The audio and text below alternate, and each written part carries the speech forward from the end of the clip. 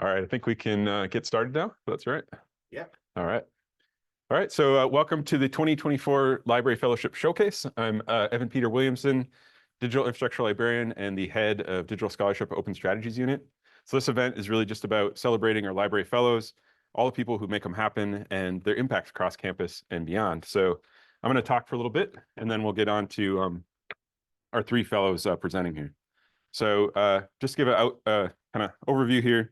Fellowships at the library, we've had over 80 fellowships hosted here since 2016. We have a big list up here. There's a bunch of links in these slides, so I'll share those out so you can click on them at another time. But these fellowships really aren't just about that funding and award. They're about collaboration, these really unique opportunities for the library to work directly with faculty and students in expanding access to our collections, creating new resources, and publishing new research. So I wanted to acknowledge that the efforts of the faculty and staff across the library really help to make these fellowships a success, as well as all the donors who invest in these really important initiatives. These fellowships are a really great way to directly engage in teaching and learning on campus while also creating larger impacts that go far beyond. We're going to hear from three of the fellows today, and I'm just going to give you an overview of some other stuff that we did in 2024, or other fellowships that we had in 2024. So starting back kind of in the spring, in spring 2024, we had the Barry IJC fellow, Irene Koreski, who created the Alice Coltrane Jazz Spiritualism exhibit, highlight some of the really fascinating materials in our international jazz collections. So that's a long-standing fellowship that runs every year, inviting one researcher to come in and really engage with those materials in the IJC collection. We also had Cameron Nielsen did the Latah County Historic Sites Digital Map Project Fellowship. That was a collaboration with the Latah Preservation Commission to produce a digital version of the Latah County Historic Places map. So kind of more one-off one that's a really neat resource if you haven't explored that yet. For our Gary and Carolyn Strong Special Collections Fellows, we had two. We'll have Kate Morrison, we'll hear from her shortly. And we had Brian Tibayan, who worked on processing the WAMI records collection, and he created the WAMI scrapbook digital exhibit to showcase some of the really interesting materials related to the establishment of the medical program in Idaho. So opportunity to process some unique collections in special collections and also produce some exhibits that people can explore. I also want to acknowledge our Think Open Fellows. We currently have 4 Think Open Fellows working on a variety of open educational resource projects. And these are opportunities that really impact hundreds of students each semester, saving tens of thousands of dollars. We'll have another event in the spring to try to bring some of these folks to talk and share some of their projects with us. And then finally getting over to our Center for Digital Inquiry and Learning Fellows. Each year we try to have at least two graduate fellow who we'll be hearing from shortly. Alicia Gladman, and then we had an undergraduate, Dakota Steffen, who worked with us this year. And Dakota worked on transcripts for oral history projects that were found in the Rural Women's History Project collection. They were particularly challenging because of low quality of a lot of the recordings with all kinds of background noises, many kind of unique place names and proper nouns in those. So it's a lot of work to get those transcripts to a high quality.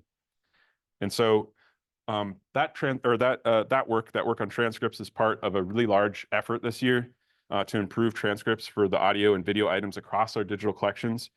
This is really essential kind of work to provide better access to all the items, improve our accessibility and usability, and just the discoverability for all kinds of users. This has been led by our digital initiatives librarian, Andrew Weymouth back here, who helped develop some really unique workflows to improve that process.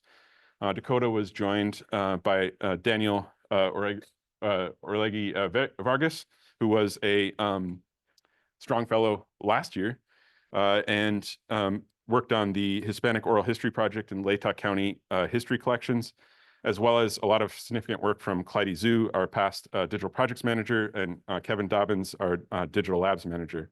And so as an aside about Daniel and Michael Decker, who's going to be speaking today, highlight another feature of our programs that I really want to acknowledge is our fellows develop skills and interests in digital scholarship work that often leads to continued collaboration through their graduate journey or through their academic careers.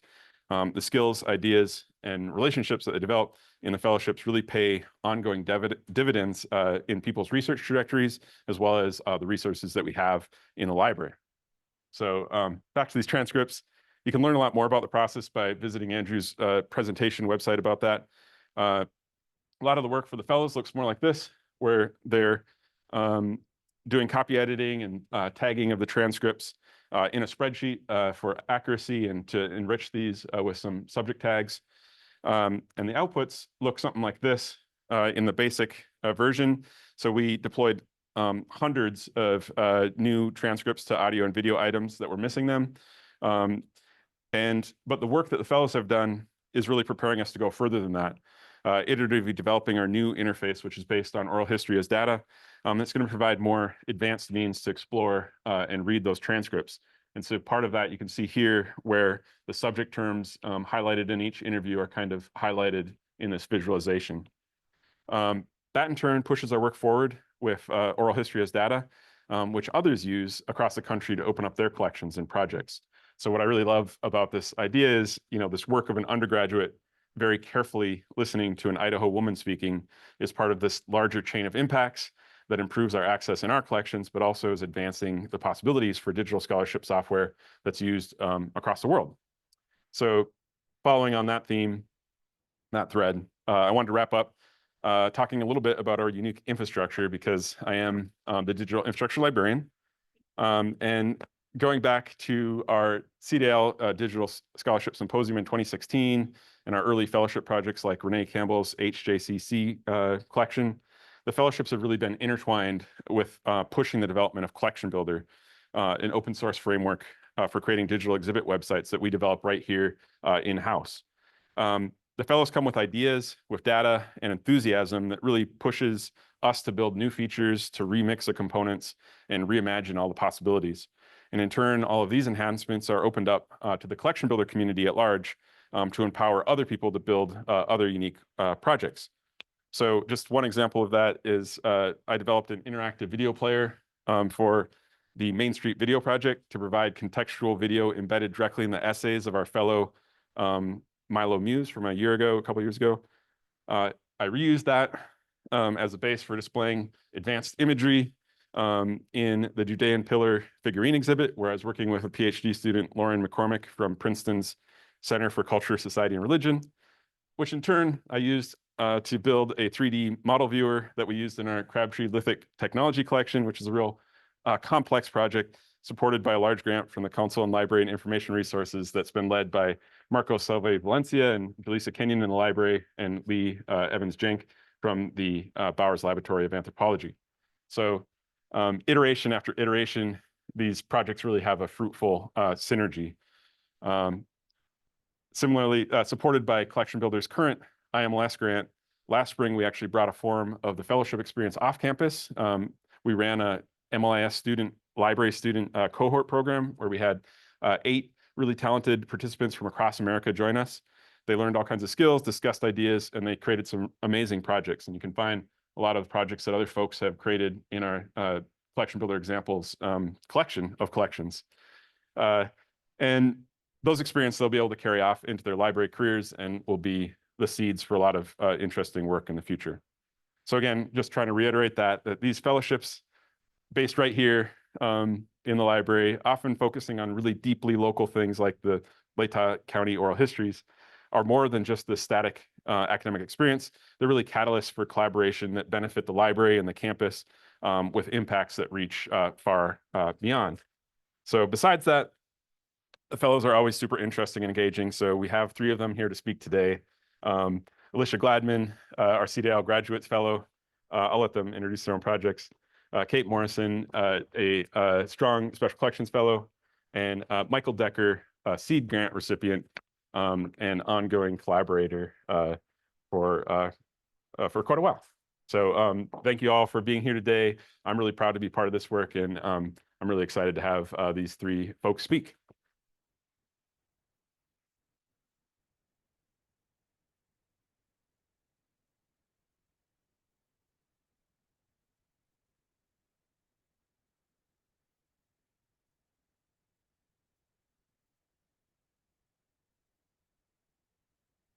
Oh, I need to give you this.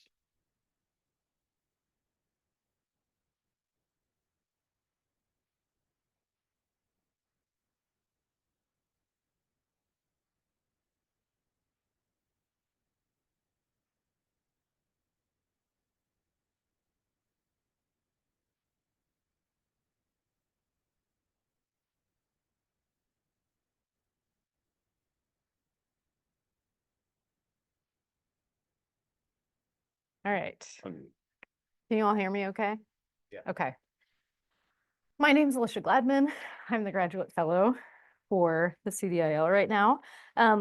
These folks have been extremely patient bearing with me as I change titles for this project every 15 minutes. But for academic purposes, I'm going to call it this, because this is what it's about. So my project is about queer pathologies and archival silence. So let me just give a little, I'm going to start a timer so that because I could talk about this for hours. But a little bit of background of this project is that my cousin, Gaëtan Butigier, was institutionalized in 1970 at 17 years old at the Chestnut Lodge Psychiatric Hospital, where she spent 10 months until a friend, in a very dramatic turn of events, helped her break out of this facility. Ostensibly, she was sent there in the first place for acting up, for like what we might call oppositional defiance disorder or something like that. Behavior that really looked a lot like mine as a teenager. But as she told me, she was institutionalized because she was a lesbian. So pathologized in the 19th century through Darwinian theories that viewed non-procreative behaviors as psychopathological, the conflation of queerness with disordered mental health has passed through a lot of evolutions. Until 1973, homosexuality was listed in the DSM as a personality disorder, considered a sexual deviation called sexual orientation disturbance. The ICD included homosexuality as a form of sexual deviation or disorder until 1990, despite starting to include caveats about evolving social and cultural definitions. I have a little table here about its evolution through the years in the DSM, which I'm happy to talk about in more detail with any of you. So in my research, I've been doing a lot of reading about this historical pathologization of queer identities, right? And one of these books that I started reading is called American Psychiatry and Homosexuality. And one of the quotes in here says, "It's difficult to explain to anyone who didn't live through that time how much homosexuality was under the thumb of psychiatry. The sickness label was an albatross around the neck of our early gay rights groups. Some brutal methods for curing us in vogue at one time included incarceration in mental hospitals, lobotomies, and aversion therapy. There were, of course, other efforts at curing homosexuality that were less physically brutal, including psychotherapy, but they all thrived on the notion that homosexuality was bad for the individual and for society and should be fixed." So Chestnut Lodge, this facility where my cousin was sent, opened in 1910. It was a private psychiatric hospital for 75 years. It was known for being on the vanguard of psychiatric treatments and quickly became a facility that would treat members of society who could afford the discretion and relative luxury of its grounds. Phil Graham, who was a publisher of the Washington Post, was treated for depression at Chestnut Lodge and ended his life during a home visit during that time. Years later, his widow wrote a scathing indictment of the treatments he received there. Raphael Osheroff, a doctor and former patient, also sued the facility for negligence and malpractice in 1980 and settled out of court during that. So I don't want to flatten the entire history of this facility into a few bad experiences, but a lot of this project is sort of me digging into the sort of dangerous overlaps here in the ways that this hasty pathologization endangered some of the clients in this facility and in others, right? Gaëtan's experience at Chestnut Lodge is documented in coded language. Letters from Chestnut Lodge refer to her choosing softer, more feminine things to wear as a kind of success, and write about working hard to solve her problem in living. Searching for documentation of things that were never referred to by name presents a challenge. In Cruising Utopia, Jose Esteban Munoz writes about the relationship between queerness and evidence. Expressions of queer identity have had to be coded or creatively approached for the safety of any queer person. However, they've also been coded by those seeking to erase them as well, which makes finding evidence for these experiences quite difficult. The ethical complications here are that there are gaps that I am looking to fill in through inference and cross-reference, but some people's stories of these treatments won't really ever be uncovered. So as I piece together these stories, I have to decide what to take as evidence and how to fill in the missing pieces. this has been especially challenging because it's a very difficult time for my cousin to talk about. So I am sort of using her as the central narrative for this project, but of course I'm having to bring in lots of other people's experiences as well. Though she was undoubtedly subjected to a kind of violence through her institutionalization, Gaitan's story is not simple. 4 years prior to her institutionalization, another family member was murdered in response to a queer relationship. As I fill in the gaps, I must imagine that my family came to associate queerness with a kind of violence. Gaitan's institutionalization was a result of some mix of care, of fear, and of self-interest. Gaitan has since built a beautiful life for herself. She is married to her partner of 40 years. She's a working artist and an acupuncturist. And I take heart from this. It's been important to me to center this as a story of queer joy and resilience as well. This research is as much about the impossibility of erasing queerness as it is an investigation into these injustices. So I'll end my slideshow there and talk a little bit about my experience with the CDIL. I first heard Gaitan tell me about this story about a year and a half ago when I went to visit them in southern France. And I started researching it and finding all of these old letters from the facility she was at between her and her mother and her grandmother who was paying for her treatment. And then I was finding other people that she'd interacted with during this time, and it sort of felt like there was this real coalescing of resources that was happening. I was able to access this story, but I'm aware that it will be harder as time goes on, as these people age and these stories sort of start to fade away a little bit. So I was already really excitedly trying to gather all this information, and I started reaching out to the CDIL because the fellowship was on my radar and was supported in this idea of turning it into a digital humanities exhibit or a multimodal project. So since receiving the fellowship, the funding allowed me to return to France and film interviews with Gaitan and document her life there and get what I could of this story. And since then, I have been really supported by Devin and by the CDIL and by Kevin in sort of, there's a lot of transcription work. These interviews are all in French, so I'm transcribing and translating at the same time. And in trying to shape this into an interactive exhibit, something with a lot of different, like that, there's so many moving pieces to this story. It's international. It sort of covers a lot of ground, and there's so much that I want to bring into it that I feel like it could be like 40 years of work. And so corralling it into a website that is legible and a storyline that people can access, and connecting it to ongoing discussions that we're seeing culturally, socially, in policy makers, right? Like we're seeing a lot of legislation that affects queer people's lives and safety coming out in this moment. How do I make this legible, right? And so I've had a lot of support from the CDIL in doing that. I do actually, I'm remembering I have one more slide. So it feels impossible to ignore the parallels between this pathologization of homosexuality that I'm talking about and today's repression of queer and gender diverse identities, right? I think maybe some of us here are aware there's a law that was fairly recently passed in Idaho that requires any information that could be deemed harmful to minors to be removed from library shelves or school shelves. And what that inadvertently does is it sweeps queer like literature and like information about these identities away from people's from the views of young people who I think really need to see themselves represented in the world. So this is sort of morphing, but continuing to be something that we need to be addressing and naming.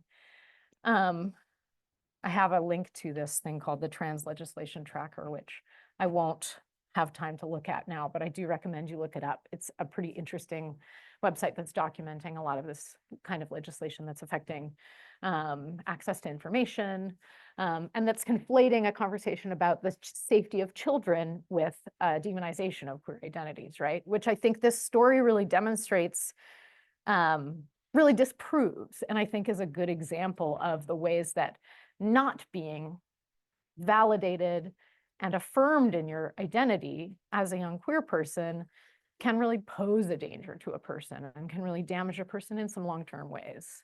So that feels like, when I get to the heart of it, why I'm doing this project, and I feel really grateful to have resources accessible to me, available to me, and to have support in putting this together. And I think that's my spiel. Thank you.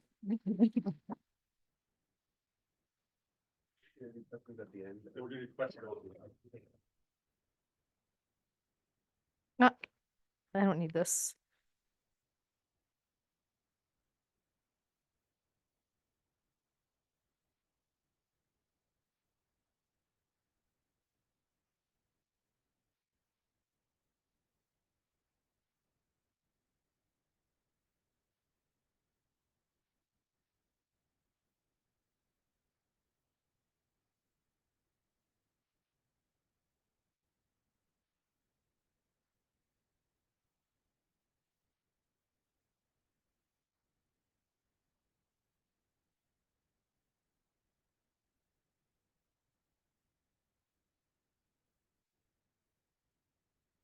Great. Okay. Can you guys hear me? Hi, I'm Kate. It's very nice to be here. I'm going to give a little background about myself because I never thought that I would get the chance to work with a library. I'm a big fan of libraries. I grew up a library kid, but the field that I am, I didn't think was going to lead me here. So I'm actually a geology student. I have my BS from here in geology. I went to University of Michigan to get my master's in earth and environmental sciences, and now I'm back here working in geology. I specialize in paleobotany, which is the study of extinct and dead plants. So you're probably wondering, why am I here? Well, I was awarded the Gary and Carolyn Strong Special Collections Fellowship. I worked in June and July, and I got to work on the plant, soil, and entomology science records. So a lot of these records were actually put into, this is essentially a picture glued onto an old information card from the 20s to the 70s, right? Thousands and thousands of photos. There was some documentation of annual reports, but very little of that. So a lot of my work is focused on these photos.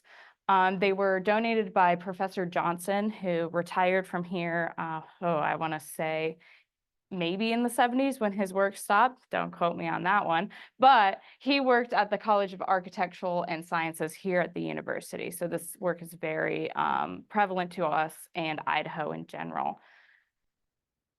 All right. So a lot of the work had to do with plant pathologies. So working with pathology is a little fun that we both did. But this was really important at the time of the 20s because this is when architectural stuff, or sorry, agricultural, there we go. Agricultural was really a hype in Idaho, right? This is what we were based off of. We were getting grants from the government to actually build facilities to help with agricultural sciences. And at the time, plant pathology was becoming brand new. So this is the research of plant diseases. And it's really important to us. However, it's something not really talked about, right? So I wanted to create a digital collection of these insects, which is the main vector for these pathologies, right? I chose pretty ones because there's some really creepy crawlies, and I was like, I don't know if you guys are going to enjoy that too much. So we made a digital collection, and the reason why this is so important is because researchers can actually access this digital collection from anywhere in the world and be able to identify these insects, right, to use in their own databases, which is just so important in natural history. So with this project, I also made a blog post about the establishment of agricultural research in Idaho. It was so important that it was actually created, this agricultural experiment state, before classes even began at the university. So they created the university, and then they decided, hey, we need to be a resource to Idaho farmers. And that's what they became. They became working with them in the rural area to help them not only with more corporation-like crops, but personal crops as well. And I found that really interesting that farmers would actually come to this experimental site and say, hey, my crops are not doing well this year. What is happening? And it opened up this communication between the community and the college, which I think was just really important. And the other really cool thing is using past pathologies and how insects interact with these plants, we can actually still improve our crop varieties and farming practices today to be more efficient and safer for people, right? So in the 20s, we didn't have these like really heavy pesticides and things like that, which was a problem with some of the insects, but they actually found better, more efficient ways of taking care of insects without really damaging the ecosystem that we don't really use today anymore. Mainly because it doesn't work on large scale, but I think if someone did the research personally, that can be adapted to a large scale setting. So why would I do something like this outside my work? Well, my work has to do with plants. I specifically work in the Miocene period, which is about 16 million years ago. And Idaho has, this is one tray of fossil leaves. We have about 200 to 300 of these full trays. Yeah, so these are from Clarkia, Idaho, which is only about 50 minutes from here, right? We call it a Lagerstocken, which means it's exceptionally preserved in German. And the reason this is important is because by looking at these leaves and their characteristics, I can actually parse what the climate and diversity was like 16 million years ago. And the reason this is important, I know you're waiting for it, in the Miocene, the CO2 levels and the temperature are what we expect 2100 to be like. So all those ICPP reports coming out of what climate change will be like, these leaves lived in it. So by looking at their physiology and their morphology, I can actually try to understand what plants will need to live like in 2100 for us. And also with this, I have found that digital collections are extremely accessible. So for a personal aspect, I myself have some health issues and disabilities. And in geosciences, fieldwork is very prevalent and expected. And I myself have a very hard time with fieldwork. But with the use of these collections, scientists are able to still do large data scales that are untapped resources to create their research. So Evan and I have been talking about using CDIL to create a digital collection of these fossil leaves, not only as a research tool, but also as an educational tool that I hope to use in a workshop for students to learn about climate change in an accessible way. Okay, I'd like to thank Gary and Carolyn for giving me this scholarship. They're very nice. We had a lunch together, as well as Dulcie and Kelly down in Special Collections. They were incredibly helpful. So yeah, thank you. These are more creepy ones. I had it at the end.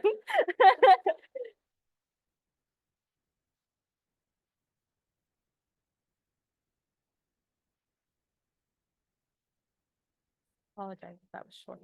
That's just me.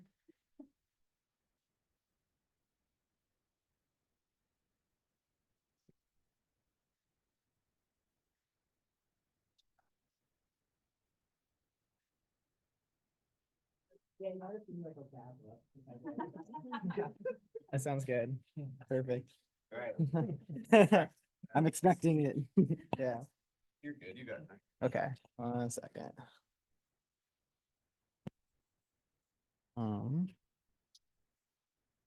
Bear with me.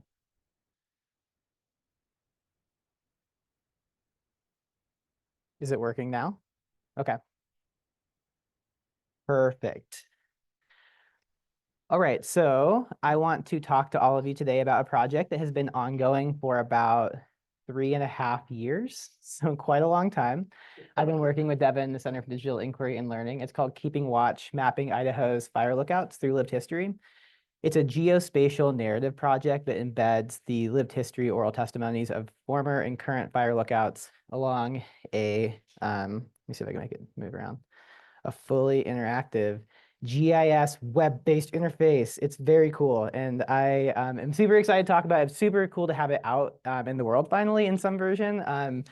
We've actually had a pretty good amount of attention coming in recently. I've been getting emails about it, which is like, I'm a little bit shocked by it. I haven't told you about that, but I've been getting emails about it. But really, I want to just take a second before I dive into the project itself to thank Devin Becker and the CDIL. Evan back there, Ben Hunter, we've never met, but thank you for supporting me in this. Really, this project was paid for through a library seed grant back in 2021. I was also, I think I was a graduate fellow in some capacity, but really I've been kind of off and on supported in some way by the library and the CDIL for about 3 years now. And it's been one of the most like enriching, valuable experiences that I've had. And so I actually want to take a second before I get into like the digital humanities content of this to just say that the web or the digital literacy skills that I learned working with the CDIL have been super important to me just in my career in general. So this is the stuff you don't hear about always, but just like learning how to create metadata, learning how to collaborate in GitHub. These were really, really valuable experiences for me, especially when I was applying for jobs. And now I manage a CRM, and it's crazy how much overlap there is in just communication and marketing, CRM management, and a lot of these skills that I first learned really working with Devin, you know, and a lot of the data literacy that I've kind of carried with me. So I think that the CDIL is doing really important work. They're also doing really important work to legitimize the humanities as well. I think that sometimes there's this real like existential conversation that we have. Like, so I'm a former English MA. I forgot to introduce myself. My name's Michael Decker. I was an MA here in 2021. I graduated. And I think that there's this sort of like, existential conversation the humanities are always trying to make, you know, about like their work being legitimate and important. And I think that working with the CDIL was, you know, a tremendous sort of step for me in my own work and being able to kind of stand on my own 2 feet. So yeah, so just want to take that moment now to kind of dive into it though. So this is Keeping Watch. Like I said, it's an interactive GIS interface. We have here, you see the state of Idaho. There's a series of gray circles or gray dots interspersed with larger blue circles. These represent still standing fire lookouts in the state of Idaho. The blue circles are towers that me and my other 2 project collaborators on this, Jack Cradell and Chris Lamb, visited. The blue circles actually represent what's called the scene area around a tower. It's the 20-mile radius around a tower that a fire lookout is responsible for watching for fires within. There's a couple of design things that went into the circles as well. That's literally how fire lookouts locate fires. They shoot what's called an azimuth out of the tower.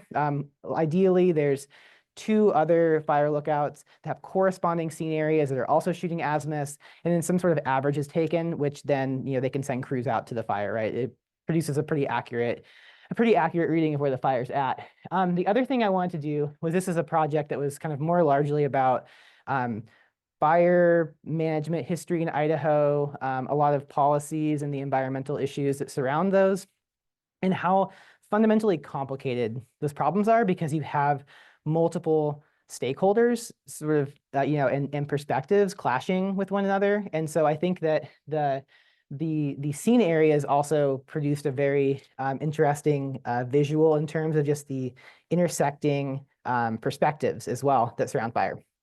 So you can zoom in and you get a more interactive topographic map that pops up. And then I want to show you what the inside of one of these things looks like. So you can go in. Probably the coolest feature of the whole site is that the CDIL also bought us this 360-degree camera. And so we'd go in and we'd place that thing on top of what's called the Osborne Firefinder. And which is like, it's so interesting. The fire lookouts we talked to describe the tower, which is located in the middle of the map, that's on the Osborne Firefinder, which is just a big steel alidade. It's like a big compass, right?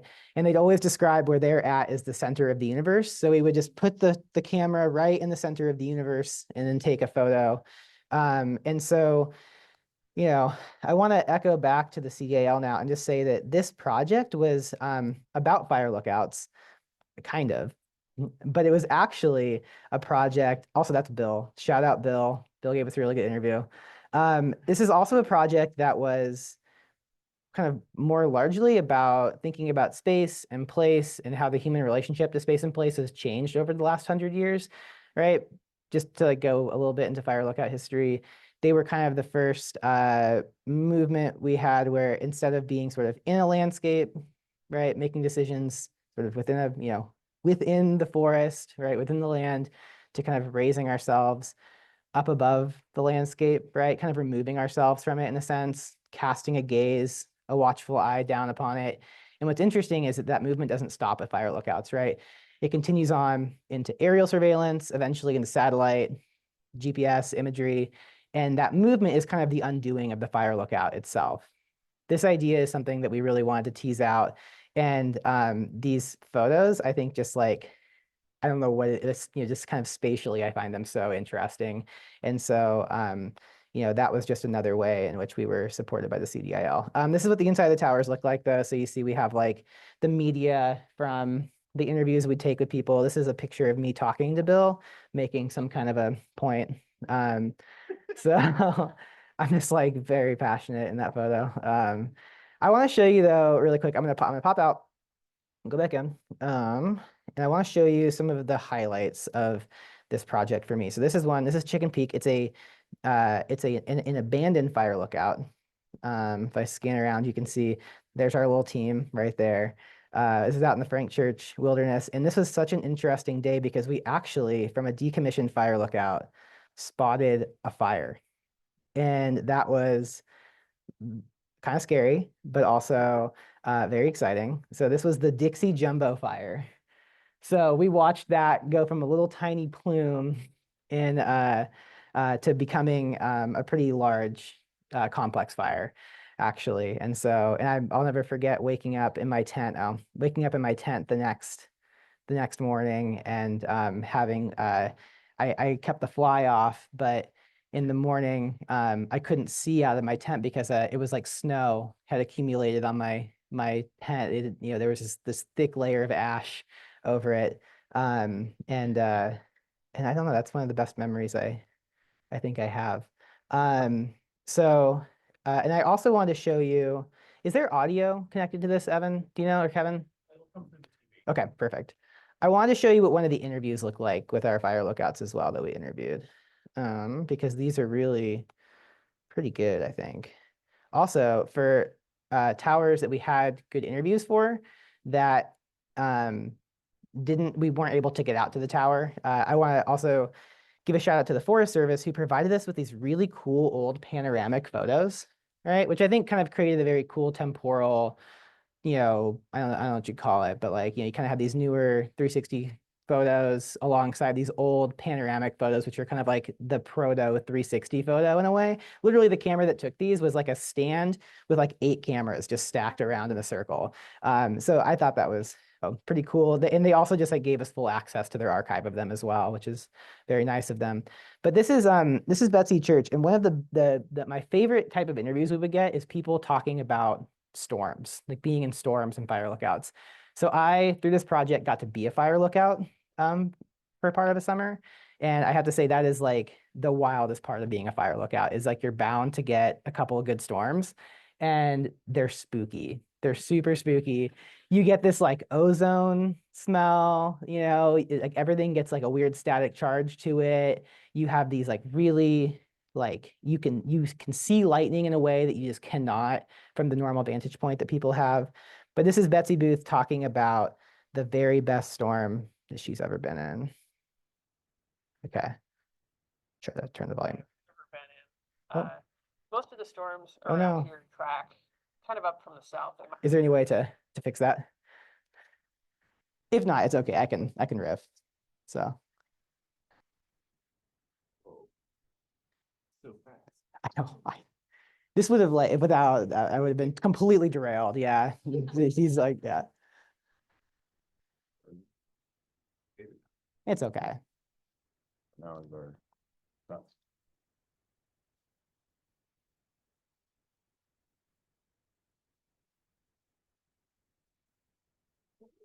You could put your Think that'd work. If I can't, it's okay. It would have been cool, but does not seem to. Nah, it's okay. Still working out the kinks of this environment. Yeah, you're gonna have it down in Yeah. like a year. It's fine. And Nah, it's okay. just boiling over. Wait, one more thing. Okay. It's a really cool interview. That's why I want people to see it. Like, You want to put your? do you want to give it a shot? Let's just see if it Wait, works. hold on, I Oh. think I got it.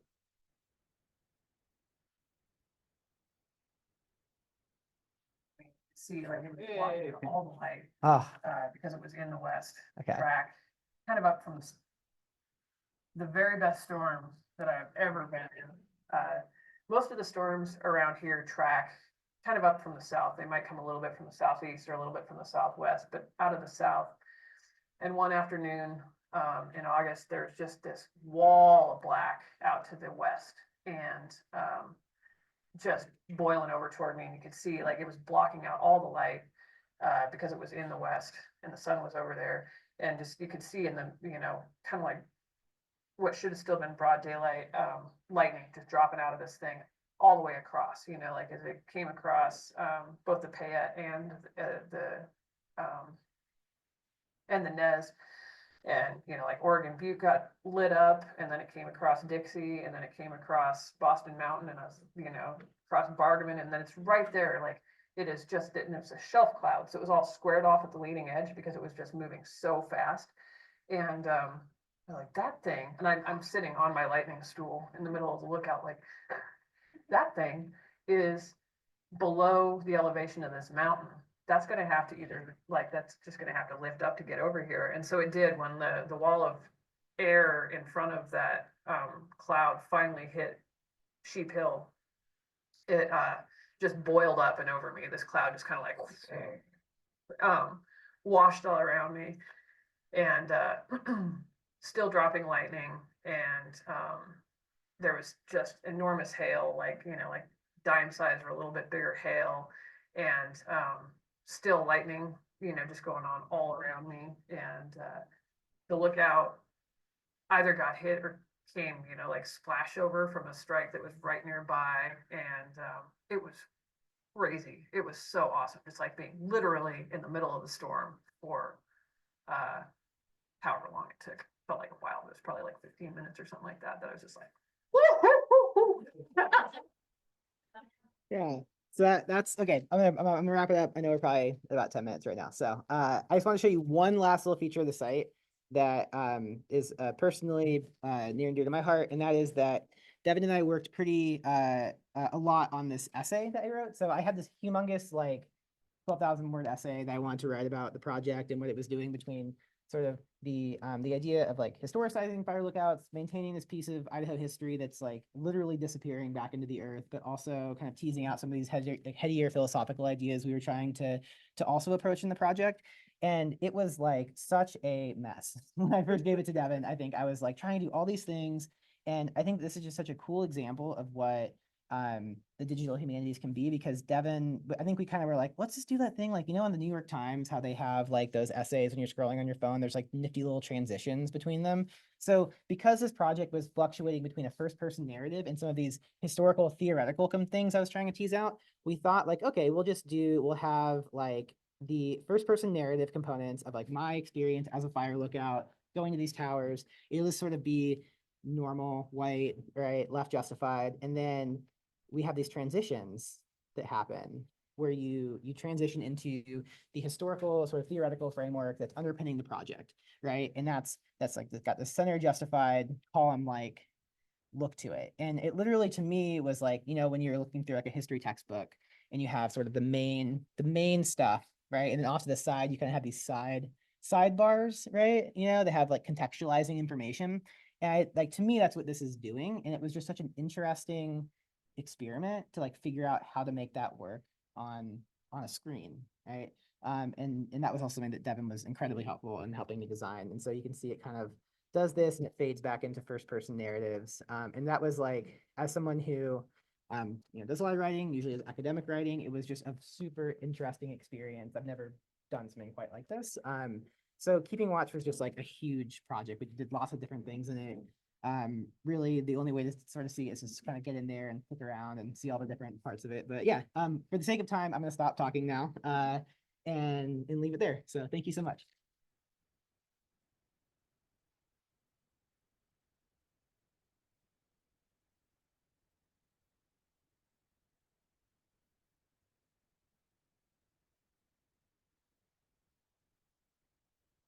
So thank you. That was fantastic from everybody. And I would like to invite everyone up and ask any questions of our three presenters. We have maybe 10 minutes or so for questions that we can go.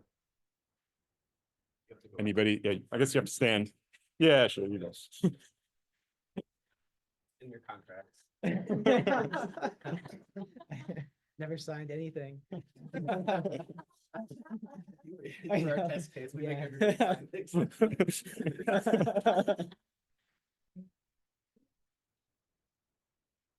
Any questions? Just so good.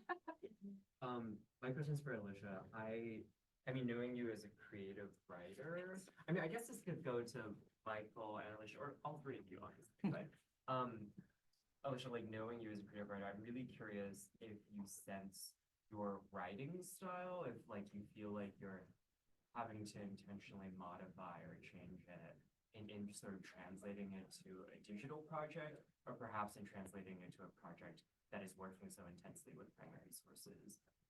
Yeah, and this can also be an open question. Yes. I definitely like I mean, you've seen some of my stuff, and I think a lot of my more creative projects are a little more like lyrical or whatever, poetic or something. I don't know.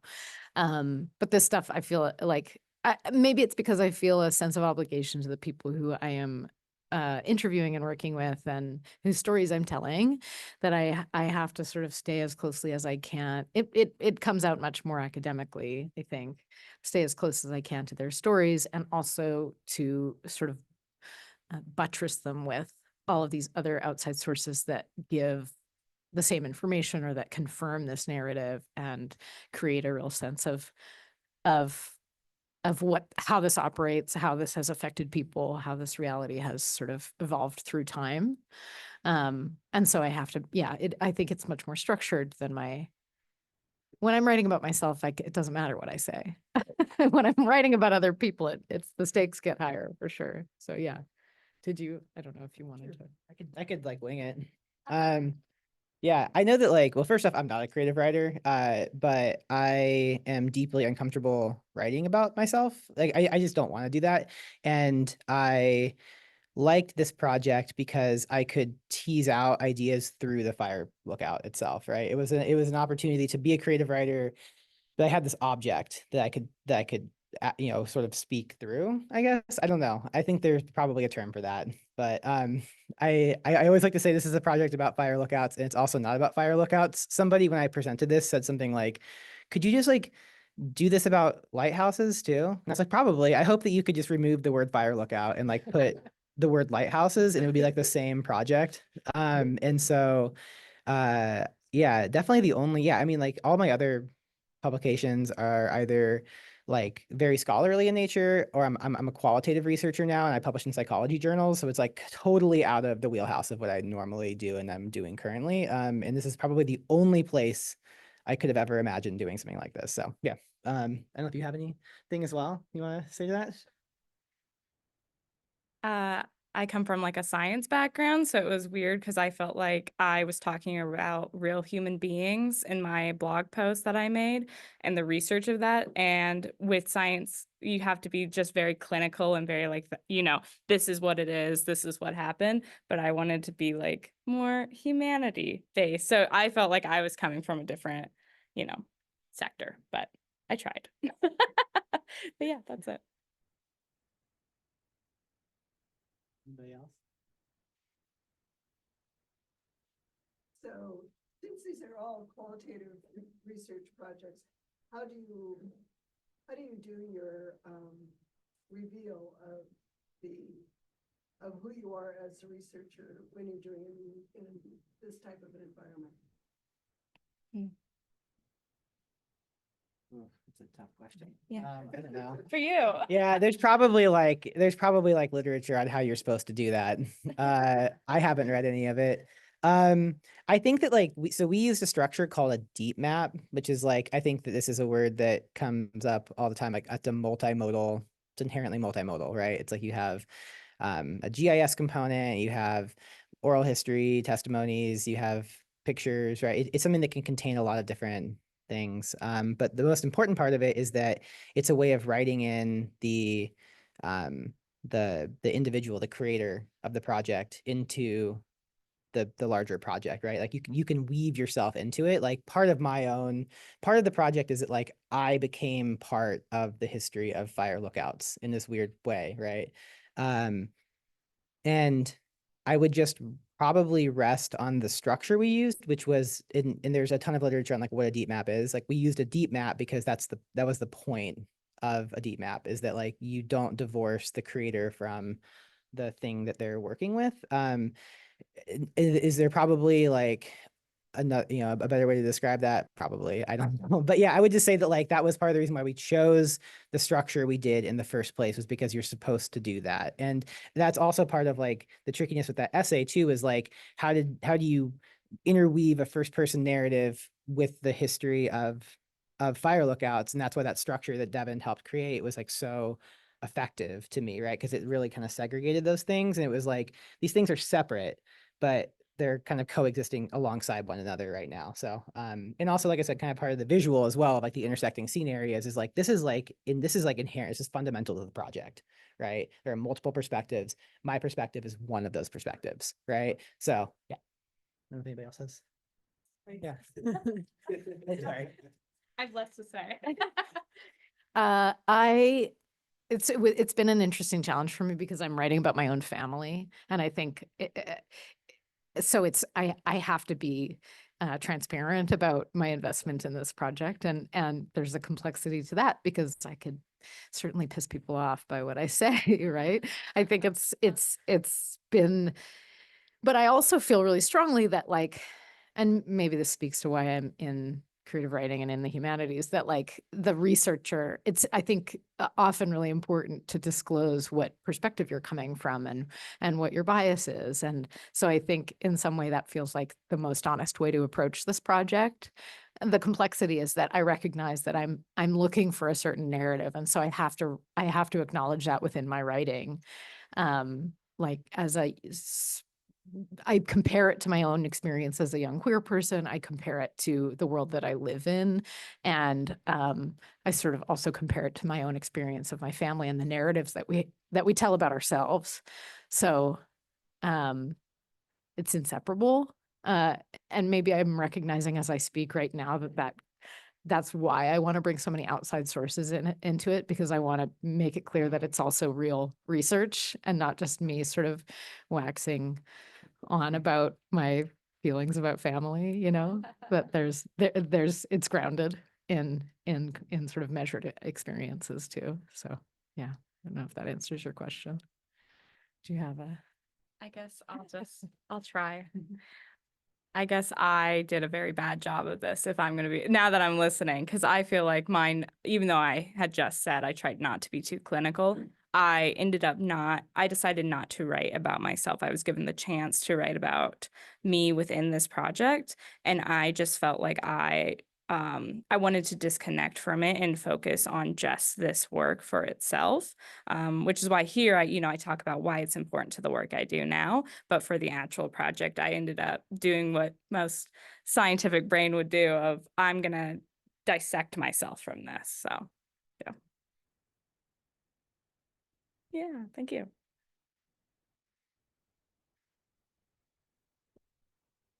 I guess maybe not a question, but just a comment on and a thank you for doing this work, because it brings just so much color and a new way to engage with these topics that are so front of mind in our culture and the things we talk about now. And I just appreciate all of the different ways you can engage with these topics and the way you kind of bring them to life and the care you've taken to make sure that you're telling a story in a way that is very accurate and is kind of unimpeachable. And it's just really important, and I appreciate all of your work so very much. So thank you.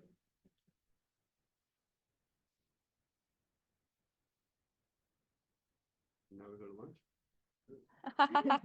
Yeah.